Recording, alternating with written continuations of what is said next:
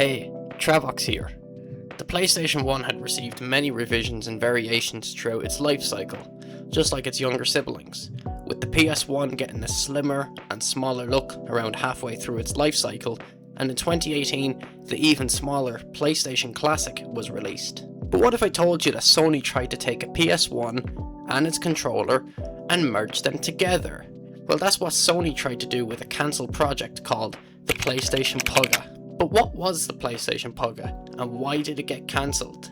I'll be discussing just that in this video. To begin, what was the PlayStation Pugga, and how did the idea come to light? The PlayStation Pugga is a simple enough concept, a console controller hybrid designed to play PS1 games. The device itself from the front looks identical to a standard DualShock controller that we're all familiar with. However, if we look at it from the top, things begin to look a bit weird. The cable, which is a composite cable, is coming out from the side of the R2 button, and there's a cutout for a memory card. Speaking of memory card, the controller is meant to ship with a 4GB memory card that could hold 10 PS1 games. Lastly, looking at the controller from the back, there is another cutout for 4 AA batteries that lasted roughly 20 hours on a single set of 4 AA batteries. Which is very impressive considering the use case of this device was to emulate PS1 games. And I really do mean emulation, because the Pugga contained an ARM-based CPU that was powerful enough to emulate the PS1 smoothly.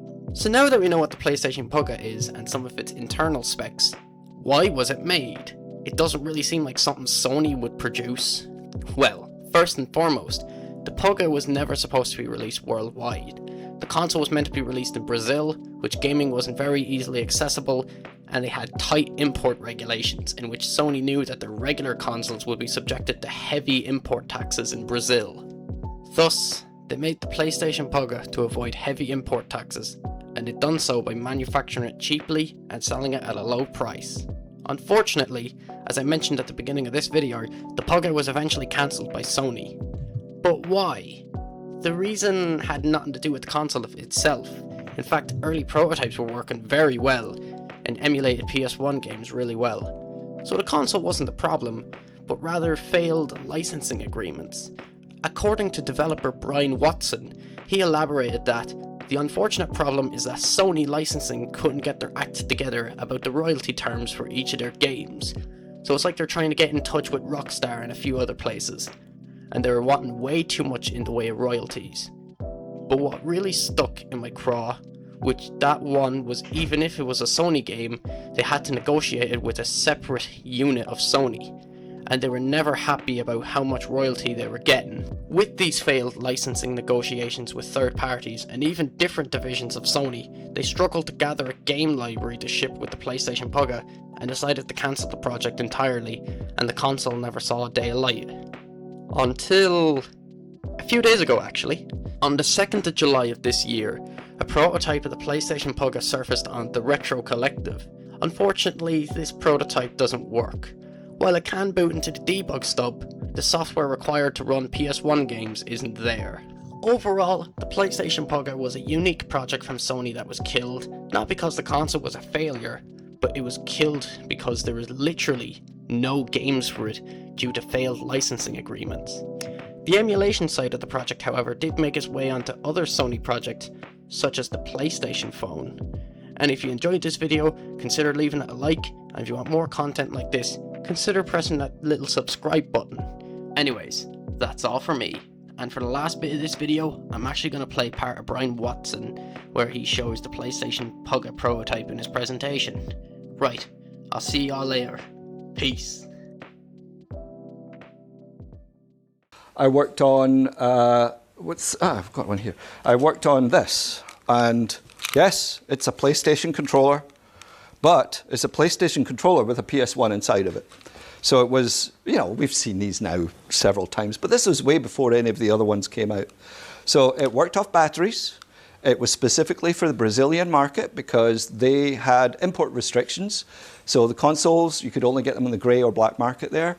So this was specifically for the Brazil market. It was intended to be manufactured in Brazil because if you manufactured it in Brazil, then you got around a lot of their import regulations. So that's what it was for. And it was great. It really was working really well, did really great. We had about 10 games on a 4 gig card or something like that. It was working out really well. The unfortunate problem is that Sony licensing couldn't get their act together about the royalty terms for each of the games. So it's like, it's like they're trying to get in touch with Rockstar and a few other places, and they were wanting way too much in the way of royalties. But what really stuck in my craw with that one was, even if it was a Sony game, they had to negotiate with a separate unit of Sony, and they were never happy about how much royalty they were getting. You know, the product was selling so cheap. At most, they might get 10 cents per unit or something like that. But none of them were very happy. And so the project got cancelled because of that. And I was so upset about it. I almost left Sony over that one. But it was the first project I'd ever had that got cancelled. This, unfortunately, doesn't work. I did try it, but it boots into the debug stub, and I don't have any of the software to actually make it run. So, but anyway, that was the Pulga controller.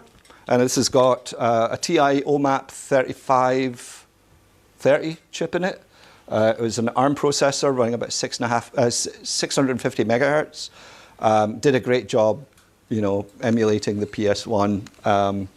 And yeah, the batteries would last like 20 hours or something like that. We did some really good stuff about trying to make that fast. However, that didn't happen. But